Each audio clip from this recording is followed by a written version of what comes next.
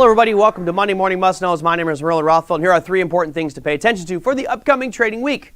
Now, last week we talked about the continuation of earnings, right? 2 weeks ago we had the bank stocks come out, great numbers.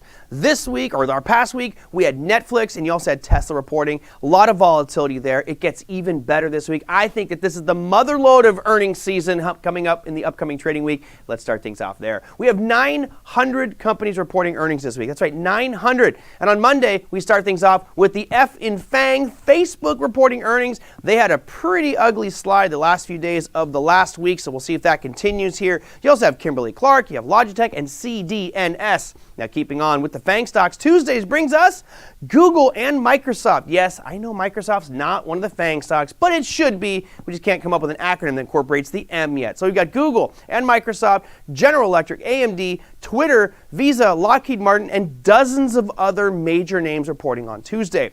But we're not done. Let's go to Wednesday where we have Boeing, you have Ford, Bristol-Myers, General Motors, Coca-Cola, McDonald's, and Align, and maybe a sprinkling of some important names you may have heard of on Thursday. There's a company called Apple, AAPL. I think that's Apple. We also have Amazon. These are the gigantic behemoth corporations out there, trillion-dollar market cap companies. They're reporting on Thursday. You also have MasterCard, Caterpillar, Philip Morris, Starbucks, Merck. Oh, but we're not done yet, and I'm almost out of breath. Friday brings you AbbVie, ExxonMobil, Chevron, Phillips 66, and Clorox. So you name an industry sector, it's represented this week, and I have cherry-picked some of the big names. There are literally hundreds of other companies. So as a cautionary note, be very careful. Do not trade these earnings announcements. They're just too risky. I'll give you an example. You may go into an earnings announcement thinking, this stock's going to do amazing, and they do amazing, and they get crushed the opposite direction. You're going, wait a minute, you had great earnings. How did that happen? I'll give you an example. Go back and look at a chart of Snapchat last week. Last week, they reported earnings, and their earnings were unbelievable. They beat their earnings expectations by 180%. That means huge surprise. Nobody expected them to make that much money. And you're thinking, this stock's going to soar. It dropped 30% on that news announcement, like that. Why? Bad forecasts going forward. So earnings announcements, they're very dangerous. Probably want to stay away from those from a risk management perspective.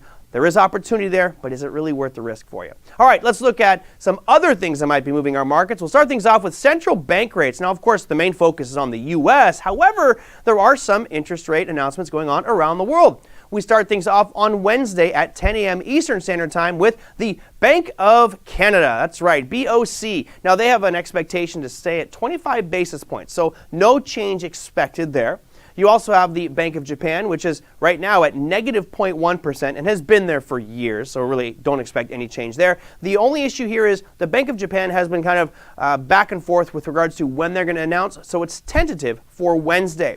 And finally, you've got the ECB, the European Central Bank, reporting Thursday at 8:30 Eastern Standard Time, so those are some major announcements. Now, it's not so much about what the rate actually will be. You can see here Bank of Canada is at 25 basis points, the ECB at 0.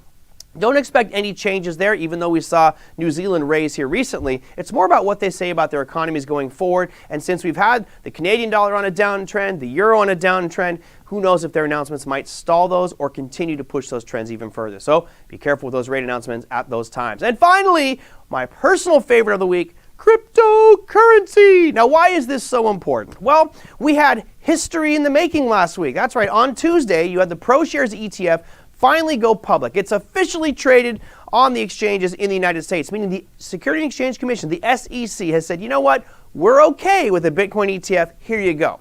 Now, there's two types of ETFs here. You can have a futures-backed ETF or a physical-backed ETF. Now, personally, I would say the physical-backed is the way to go because it actually owns the securities. So, for example, if we have a Bitcoin ETF that's actually backed by Bitcoin, to me, that's a better vehicle. Right now, what was approved by the SEC is not physical-backed, it's futures-backed. So the ProShares one that came out is futures-backed. They did over $1 billion worth of volume in the first day alone. A lot of action there, and this creates some problems. So for those of you who are futures traders or who understand the futures markets, there's things called contango. There's things called backwardation, and this could skew the price of those exchange-traded funds, which to me adds a little bit of risk. But at least we've opened that floodgate, and now we have Bitcoin futures traded on the U.S. exchanges, as other exchanges around the world have already had them. Now, why is this important? Well, there are two more that are going to be coming out this week. You have the FAANG and you have the Valkyrie ETF for Bitcoin. So now we'll have some competition in that space to the tune of about 3 Bitcoin ETFs, and there might be more in the future. Why am I excited? Well, first off, the door has been opened, and now we have these vehicles traded, so we can put them in our IRAs or day trade those, whatever we want. We can go short them if we like. However, I think it's going to open the door to new ones. So we already have Ethereum futures on the CME. Well, we'll probably have an Ethereum ETF here rather soon, and that could do the same thing that it did for Bitcoin. Bitcoin obviously soared to all-time highs. Ethereum may follow suit here. So over the coming weeks, it would not surprise me to see the Ethereum ETF be announced and be live on our markets here as well. So exciting news in that cryptocurrency space as we're starting to see ETFs represented for Bitcoin, and I think in the future you'll see Ethereum and Ripple and Litecoin, Stellar, Solana, all these different ones, which now gives the opportunity for us as investors to participate in those markets without actually physically buying cryptocurrency and taking on that risk. That, my friends, is your Monday Morning Must-Knows. We'll see you next week.